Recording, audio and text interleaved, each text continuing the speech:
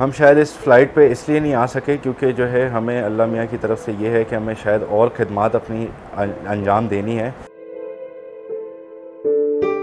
मैं थर्सडे 21 को जो है टिकट बुक कर रहा था ऑनलाइन, और वो बुकिंग के दौरान जो है सिस्टम एरर आया, जिसकी वजह से हम लोग का मेरा प्लेन का टिकट बुक नहीं हो सका। उसके बाद जाके हमने जो इनका सेल्स ऑफिस है वहाँ पे ट्राई किया कि हमें मिल जाए, लेकिन वहाँ से हमें पता चला कि ये ऑलरेडी बुकड है।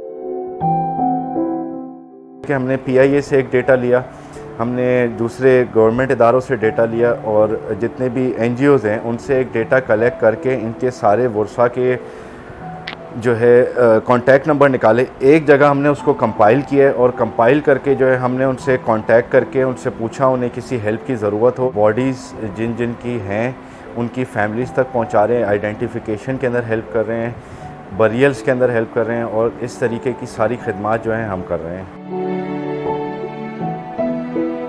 गवर्नमेंट एक और चीज़ कर सकती है कि जो लोग इन्होंने ऑन ग्राउंड थे उनको भी जाके एक सिस्टम बनना चाहिए था जो उनको ट्रैक करे, वो वाले लोग किधर हैं जो कि और फर्दर इंजर्ड हुए, उन घरों में इंजर्ड हुए, उस रोडों पे इंजर्ड हुए जहाँ पे ये प्लेन क्रैश हुआ।